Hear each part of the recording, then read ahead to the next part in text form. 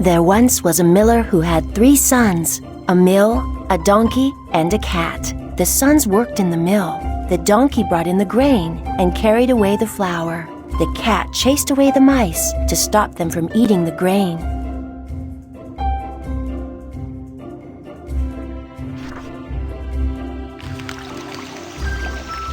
Let's help the cat. Tap the mice to chase them away.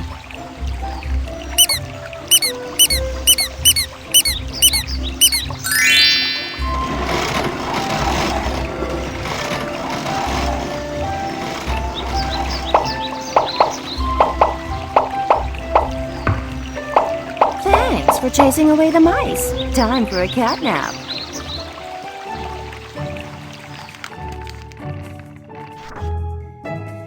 When the miller passed away, he left the mill to his eldest son and the donkey to his second son. The youngest son was left with just the cat. He was very disappointed. "What are we gonna do, Puss?" he said, looking at his cat. "My eldest brother can make flour. My other brother can carry sacks on his donkey. But what good is a cat?" "Don't worry," said the cat. "Give me a bag, a hat, and a pair of boots, and you'll be surprised what can happen." The miller's son was amazed. "Any cat that can speak must be very clever," he said to himself. The next day, the miller's son walked into town with his last few coins to buy a bag, a hat, and some boots for his cat. "Let's dress Puss. Give him a hat."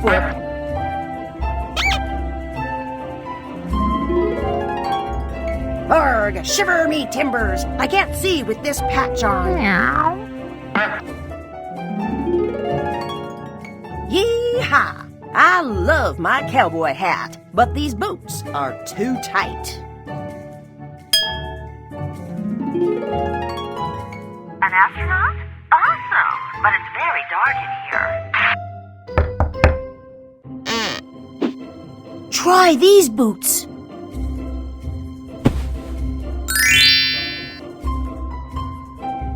The perfect. You can call me Puss in Boots.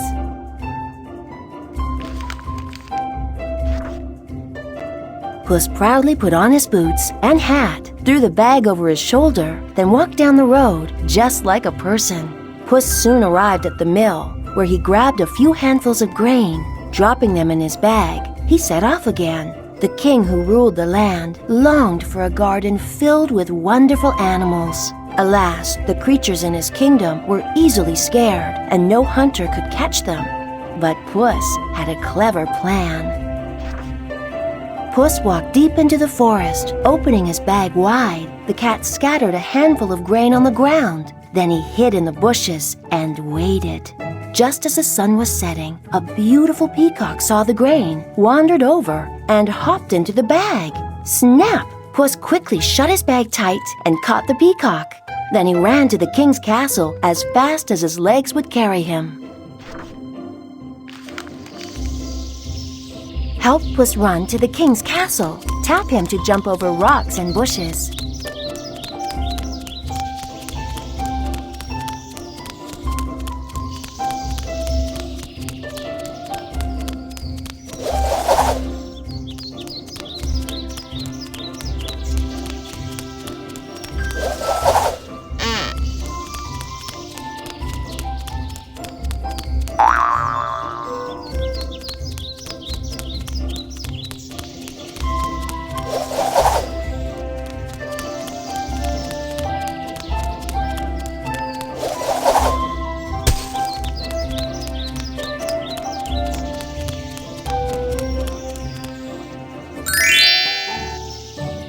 There's the castle. Now I must find the king.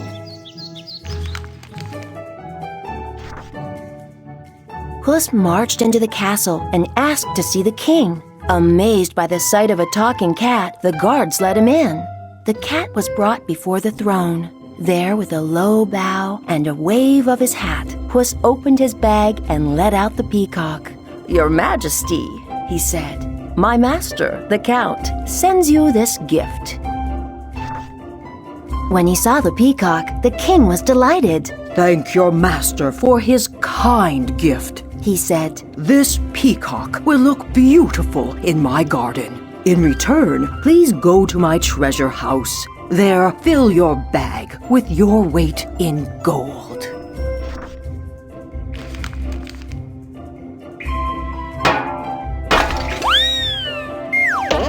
This anvil is...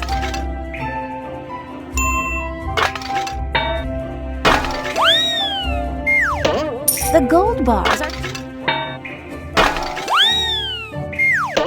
The gold bars are too...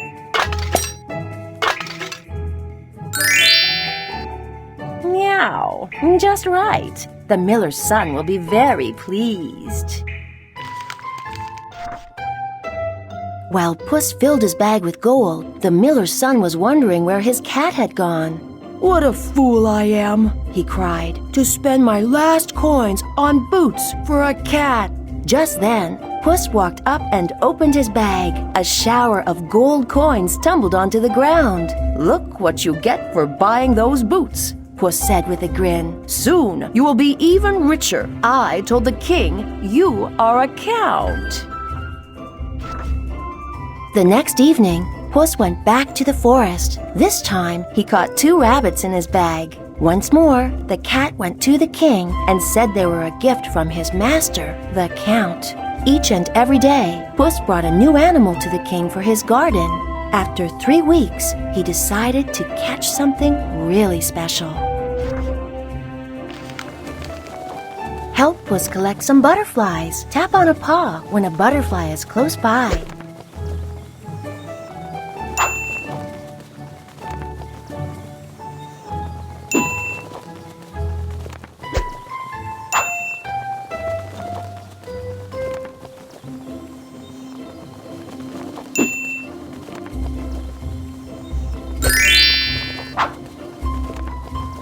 Well done. Meow. The king will be very happy. The king loved butterflies. "I feel so happy," He said to his daughter, a beautiful princess. "Let's go for a ride in our carriage along by the river." Puss quickly ran home and told the miller's son, "If you want to get rich, just follow me and do what I say." The miller's son followed the cat to the river. Here, Puss told him to take off his clothes and jump in. Then the cat hid the young man's clothes under a large stone. A few moments later, the king's carriage came rolling by. Puss ran out into the road and cried out, "Your Majesty, my master, the Count, was going for a swim when a bold robber stole his clothes." The king told his servants to run back to the castle and fetch some of his own clothes. "Hurry up," he said, "then row over to the Count in that boat." Take the king's clothes to the miller's son. Tap the boat to avoid monsters and pirates.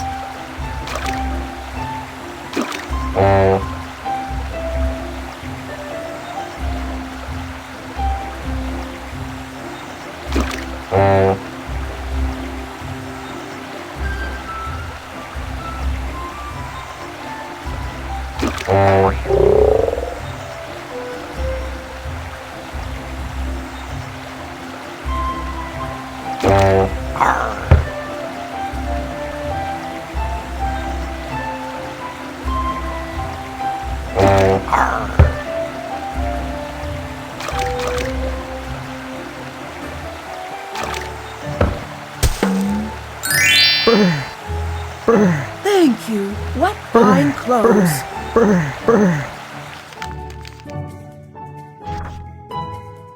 Dressed in the king's clothes, the miller's son looked like a real count. "How handsome he looks," thought the princess. Remembering the count's many gifts, the king invited him to ride in his carriage. Puss ran ahead to a large field where dozens of people were busy cutting the hay.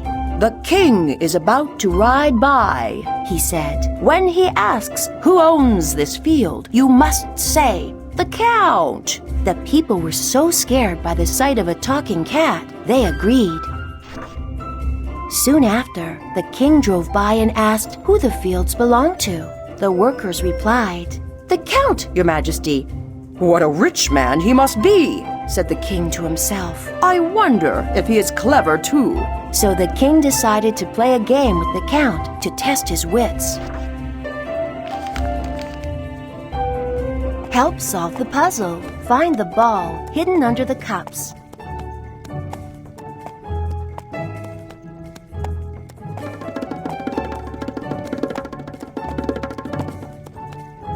Not bad. Can you do it again?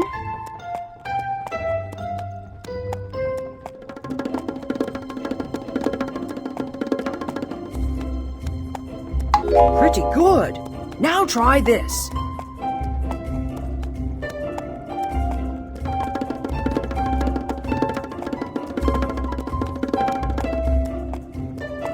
You're getting better. Just one more go.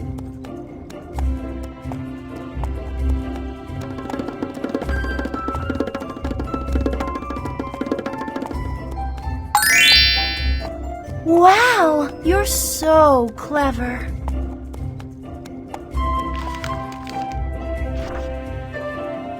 Once more, Puss raced ahead of the carriage. The cat ran and ran until at last he spied a castle hidden in the woods. A wicked ogre lived here, famous for his magic powers. Puss ran up and knocked at the door. There was no reply. Puss pushed open the door and walked quietly in. Inside, there were lots of doors, but no one to be seen.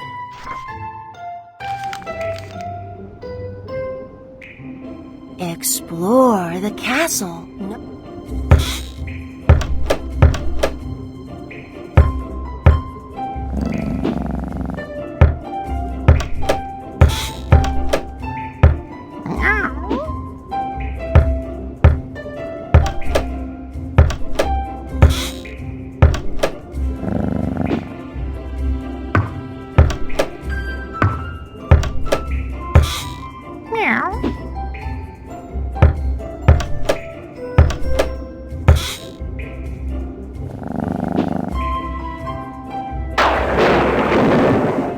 Yikes! It's the ogre!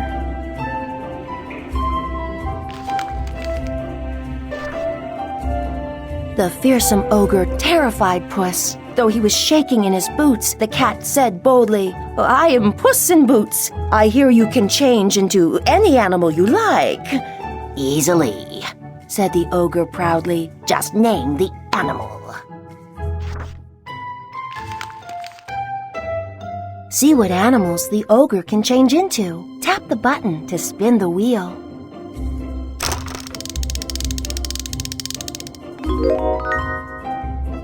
A donkey. Those ears are too big. Try again.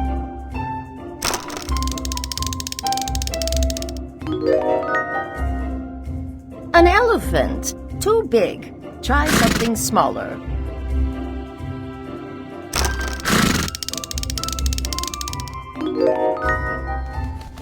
A bat. Too spooky. Keep trying.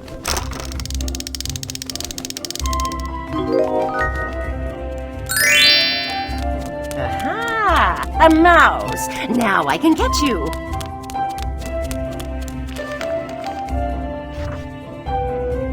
Puss's eyes lit up when he saw the little mouse scampering across the floor. With one swift pounce, he gobbled it down.